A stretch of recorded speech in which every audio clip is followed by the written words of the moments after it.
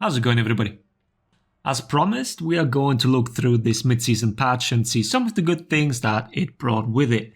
So yeah, I think this is a pretty solid patch when it comes to changes. I won't be talking about all the new armors and all that, it's just the balance changes today.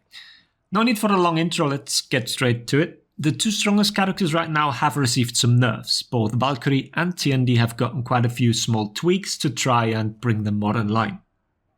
Let's do Valkyrie first. The obvious big culprit that makes her stand out so much is the shield tackle. Damage of the follow-up move was reduced to 18, down from 20. Still solid damage for the bash, but I'm sure she will manage just fine with that number. Furthermore, the range on it was reduced by half a meter. With range it always seems pretty obvious during testing, but in actual matches it still might feel off, but I'd say you will notice the reduction in range.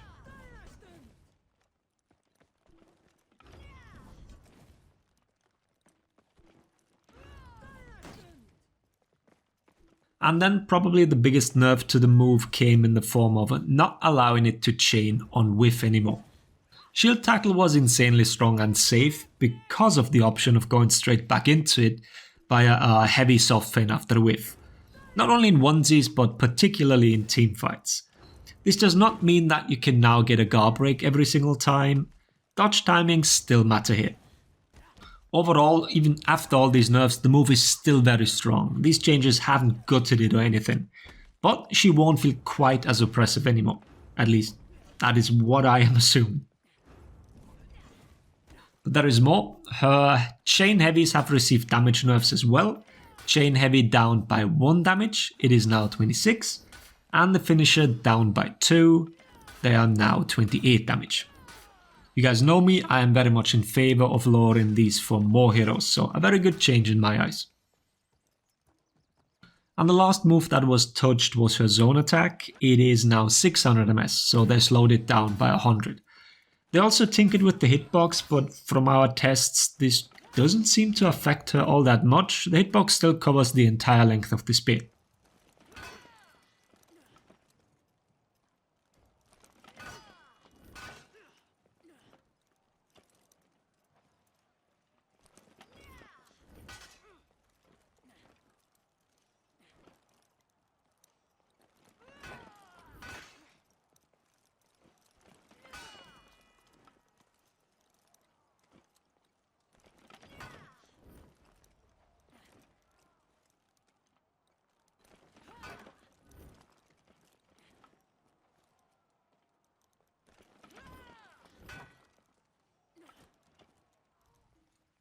Let's move on to Tiandi. Quite a few damage nerfs. The 400 ms light finishes now deal 10 damage.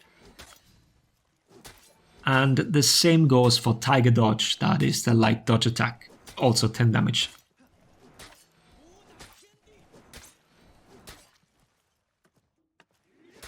Heavy finishes also gotten lowered from 30 down to 28. It's the same on all sides now. And the kick follow-up has gotten reduced by 4, and it now deals 20 damage. But speaking of the kick, the recovery on it increased by 100 ms. Doesn't sound much, but this now allows for more ways to punish it. You can now indeed dodge guard break it, but the Tiandi can dodge recovery cancel into Tiger Dodge, which will stuff your guard break attempt. But you can also wait and just parry the Tiger Dodge.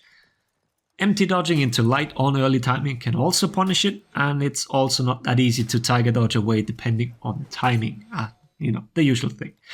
Despite this little mix up here, the kick is certainly more punishable now, and Tiandis might be even more inclined to just blindly Tiger Dodge every time, which will make for an easy light parry.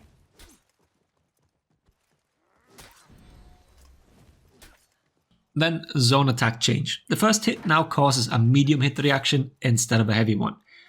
This changes a few things. For one, out of luck punishes, but more importantly, since people tend to hate this, when you zone into kick, feint and then guard break, this used to beat dodge attacks. Now it doesn't anymore. But there is more. There are some changes to chain links. I spare you the details of every single one. In short, they are now longer. this should make parry and dodge windows more consistent. It'll feel worse for the Tiandi player, but better for the player facing them. But moving on from those two characters, let's talk recoveries. Kensei, Shugoki and Shaman have had their finisher heavy recoveries lowered. That is 800 ms for counter guard breaks and dodges, and then 600 ms for guard swaps.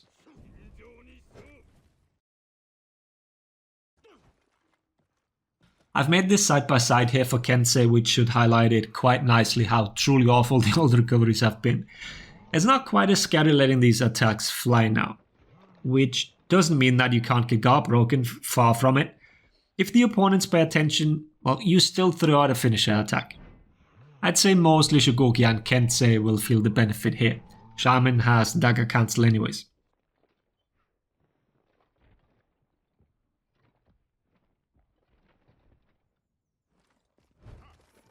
But here's a little reminder for Shugoki, because it's only on the chain heavies, both the normal and the fully charged ones. But fully charged neutral heavies also end your chain, but they still have the old recovery values. These changes were only directed at the finishes.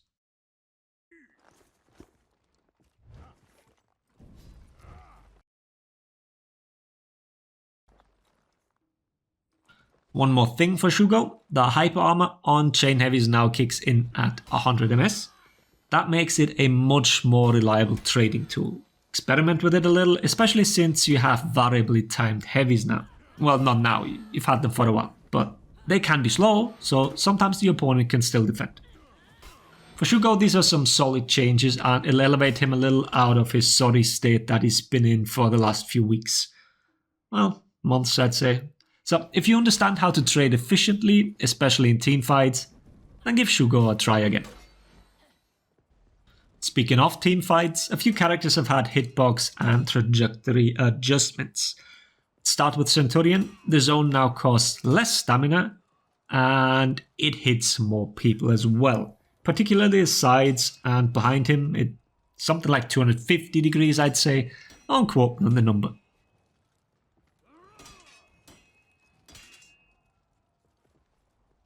Warmonger is another hero with better hitboxes now. Changes were made to side heavy opener and finisher. With her it's a little peculiar. The way she swings her sword, you expect a different trajectory when you look at the initial startup. But then she goes more into a baseball bat flat swing. I don't know how to describe it, but that is why I feel the hitbox might look like it doesn't line up, but at the same time still does. Long story short, she might hit you at times where you do not expect it. If you read the patch notes every time they alter hitboxes, the wording they use is to better match the weapon's visuals. So no phantom range or weapons going through people's bodies and not causing a hit reaction. And while it might look weird on Warmonger, I don't think it's phantom range really, it's just because of how she swings the sword. Well, moving on, Gryphon. Improved hitboxes on all side lights and all side heavies, which is quite something. You can check my other video where I highlighted how Gryphon has benefited from the dodge changes already. Now combine this with these hitbox changes and he's slowly making his way to the upper echelon of heroes, I'd say. I can't tell just yet, but he is making waves. I'll leave you here with these Gryphon tests since we've checked quite a few different angles. Particularly the neutral lights seem to have exceptional hitboxes now, but as I've explained with Warmonger, Ubisoft seems to really focus on the actual visuals of the animation, so it's no surprise that this wildly swinging old man now actually touches everything around him. Might be another teamfighter case of 360 degrees of in the fucking way. Don't be surprised if you get interrupted by a friendly Gryphon teammate. But yeah, that should cover the patch for now. I'm aware that there is a rumor circulating that new-gen consoles are running on higher frames than they are supposed to at the moment. We are investigating already, and I should be able to give you an update on this sometime this weekend. At least I hope I am able to. So better subscribe to not miss that video. Having said that, I hope the video was helpful. Thanks for watching. Laters everybody.